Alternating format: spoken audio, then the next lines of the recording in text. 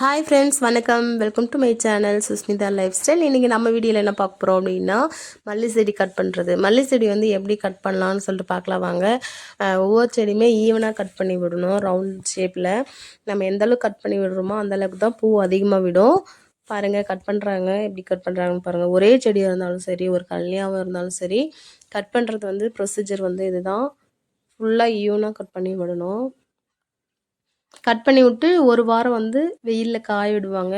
தண்ணி விட மாட்டாங்க. தண்ணி விட்டாங்கன்னா துளிர் அதிகமாக வராது, 1, 2 தான் வரும் அப்படின்னு சொல்லிட்டு 1 வீக் வெயிலில் விட்டுறதுக்கப்புறம் அப்புறமா தான் தண்ணி விடுவாங்க. தண்ணி விட்டதுக்கப்புறம் தான் நான் அப்டேட் பண்ணுறேன்.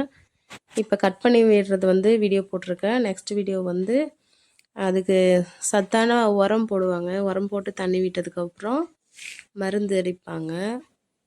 என்ன மருந்துன்னு சொல்லிட்டு மருந்தடித்து நெக்ஸ்ட்டு துளிர் விடுறது, பூ அரும்பு வைக்கிறது, பூ வர்றது, அது எல்லாமே ஃப்யூச்சர் வீடியோஸில் வந்து அப்டேட் பண்ணுறேன்.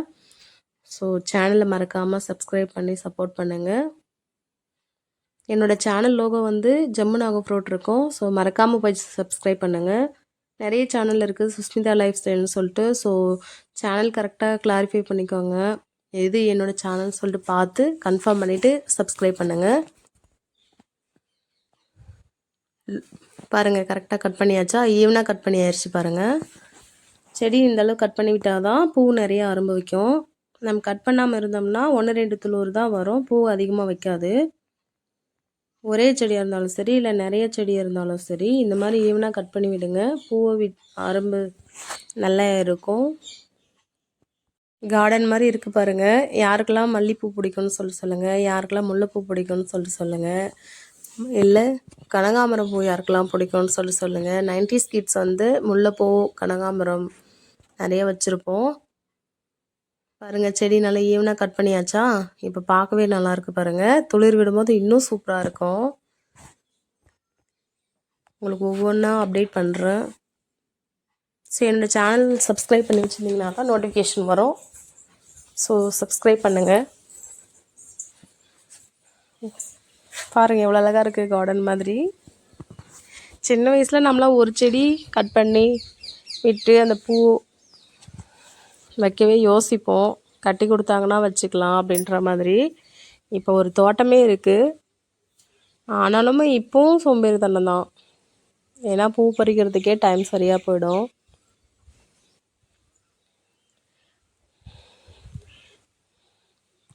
யாருக்கெல்லாம் என்னோடய சேனல் பிடிச்சிருந்தா மறக்காமல் சப்ஸ்கிரைப் பண்ணுங்கள். கட் பண்ணுறது பாருங்கள் எப்படிலாம் கட் பண்ணுறாங்கன்னு சொல்லிட்டு. ஒவ்வொரு செடியுமே பார்த்து இந்த மாதிரி ஈவனாக கட் பண்ணி விட்டிங்கன்னா தான் பூ நல்லா அரும்பு எடுத்து வரும். ஸோ அரும்பு எடுத்து வந்ததுக்கப்புறம் 1 வீக் ஆகும் துளிர் விடுறதுக்கு. பாருங்கள், கட் பண்ணியாச்சு. யார் யார் வீட்டிலலாம் மல்லி செடி இருக்குது, யார் யாருக்கெல்லாம் மல்லிகைப்பூ பிடிக்கும்னு சொல்லுங்கள். இல்லை யாரெல்லாம் மல்லி தோட்டம் வச்சுருக்கீங்கன்னு சொல்லுங்கள். ஸோ நாங்கள் இப்போ தான் ஃபஸ்ட் டைம் வச்சுருக்கோம். ஒவ்வொன்றும் ஃப்யூச்சர் வீடியோவில் அப்டேட் பண்ணுறேன். கட் பண்ணியாச்சு பாருங்கள், ரெடி ஆயிடுச்சு. நெக்ஸ்ட் வீக் தண்ணி விடும்போது உங்களுக்கு அப்டேட் பண்ணுறேன்.